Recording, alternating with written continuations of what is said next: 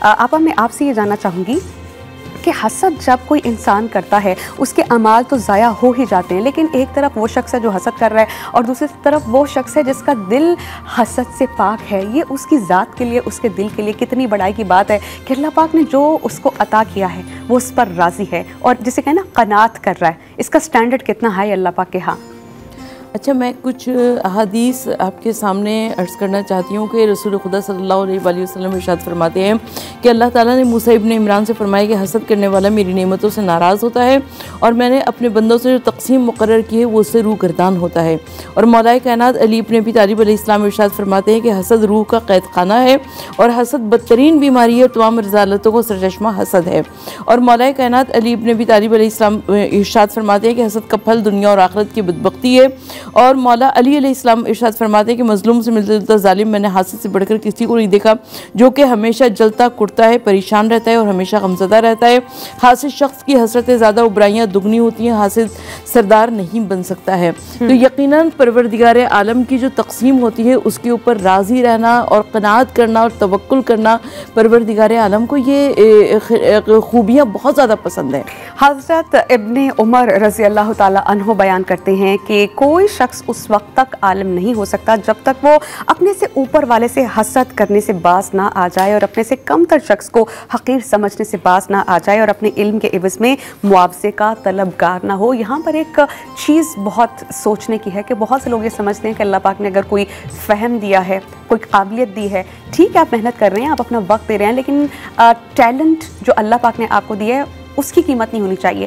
آپ کے وقت کی قیمت ہونی چاہیے جو آپ وقت دے رہے ہیں. مفتی صاحب آپ مجھے یہ بتائیے گا کہ جو حاسد ہے نعمتوں سے جب کسی انسان کے حسد کرتا ہے تو حضرت جبرائیل علیہ السلام جب آئے تھے نبی کریم صلی اللہ علیہ وآلہ وسلم کے پاس تو انہوں نے کچھ آیات پڑھی تھیں اور ان پر پھونکا تھا.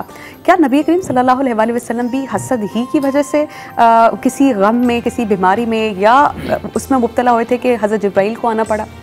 لیکن ایک بات ذہن میں رکھیے گا، بہت اچھا سوال آپ کا. اکثر لوگوں کو اشکال ہوتا ہے یا غلط فہمی ہوتی ہے کہ نبی علیہ السلام پہ جادو ہوا تھا. نبی علیہ السلام پہ جادو ہوا نہیں تھا، نبی علیہ السلام پہ جادو کرنے کی کوشش کی گئی تھی، یہ آپ ذہن میں رکھیے گا. اور بے شک نبی علیہ السلام سے یہودی بہت زیادہ حسد کرتے. اچھا، حسد وجہ یہ ہوتی ہے کہ جو شخص حاسد ہوتا ہے نا وہ خود محنت نہیں کرتا. ایک تو اللہ سبحانہ و تعالیٰ کا فضل ہے اور جن پر اللہ کا فضل ہو. میرے والد صاحب ایک جملہ کہتے تھے بیٹے جس پہ اللہ کا فضل ہو نا کبھی اس سے ٹکرانا نہیں، کہ جس پہ اللہ کا فضل ہوتا ہے وہ چلتا نہیں بلکہ چلایا جاتا ہے. تو جو چلایا جائے تم اس سے ٹکراؤ گے تو وہ طوفان کی طرح ہوتا ہے، پاش پاش ہو جاؤ گے. تو صحیح کہ اللہ سبحانہ و تعالیٰ کی رحمتیں ہوتی ہیں. اور تیسرا یہ سب سے بڑا سبب یہ ہوتا ہے کہ جس پر اللہ نے نعمت دی ہوتی ہے وہ اس نعمت کی حفاظت کرتا ہے، وہ مستقل محنت کر رہا ہوتا ہے. محنت سے وہ چیزیں انکریز ہو رہی ہوتی ہیں. نبی علیہ السلام کی ذات مقدسہ کو دیکھیں، کتنی تکلیفیں ہیں، آزمائشیں، رکاوٹیں. آپ اللہ کے دین کے لیے نکل رہے ہیں، لوگ کاٹے بچھا رہے ہیں. آپ نکل رہے ہیں، لوگ سنگباری کر رہے ہیں. آپ نکل رہے ہیں، لوگ سوشل بائیکاٹ کر رہے ہیں. مستقل تکلیفیں. اور پھر 13 سال کی محنت شاقہ کے بعد آپ نے 313 کو جمع کیا. اس کے بعد آپ اللہ سبحانہ و تعالیٰ کی محبت کی وہ کرتے رہے.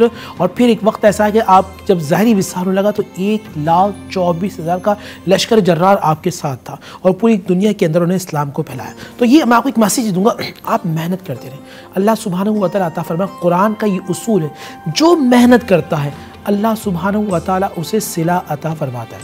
اور جس طرح نشاندہی کی کہ جس کو جو محسود یعنی کہ جس پر حسد بہت زیادہ ہوتا ہے، میں نے یہ مجھ پر حسد ہو رہی ہے یعنی کہ تو میں محسود ہوں، مجھ سے حسد کی جا رہی ہے، تو پھر میرا کام ہے کہ محسود ہونا یہ ہوتا ہے کہ اسے گھبراہٹ ہو جاتی ہے، پریشانی ہو جاتی ہے، انزائٹی کبھی کبھی ہو، ڈپریشن. کیونکہ نگیٹیوٹی جو نگیٹو تھاٹس یا نگیٹو انرجی ہوتی ہے نا وہ باڈی کے اندر جانا شروع ہو جاتی ہے. بالکل ایسے ہی ہم کہتے ہیں نظر بد. نظر حضور کی حدیث ہے العین حق.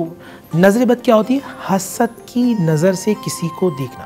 جب آپ کسی کو حسد کی نظر سے دیکھتے ہیں تو آپ کی باڈی کی جو پاورز ہوتی ہے وہ ڈکریز ہونا شروع ہو جاتی ہے. جب ڈکریز ہونا شروع ہو جاتی ہے تو کبھی کبھی آپ کو تھکاوٹ بہت زیادہ محسوس ہوتی ہے. یہ میں آپ کو سائنس کی روشنی میں بتا رہا ہوں. آپ انزائٹی میں جانا شروع ہو جاتے ہیں، ڈپریشن میں شروع ہو جاتے ہیں. تو اس کا روحانی علاج جبریل امی 11 صورتیں لے کے آئے تھے، وہ سورہ فلق اور سورہ ناس۔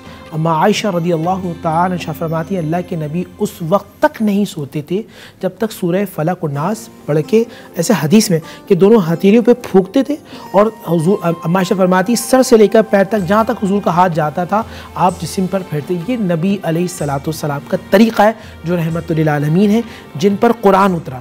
جب ان کا یہ طریقہ ہے تو پھر میرا اور آپ کو کیا ہونا چاہیے؟ ہمارا کام ہے کہ ہم روزانہ سورہ فلق و ناس پڑھیں اور اللہ کی امان میں رہیں۔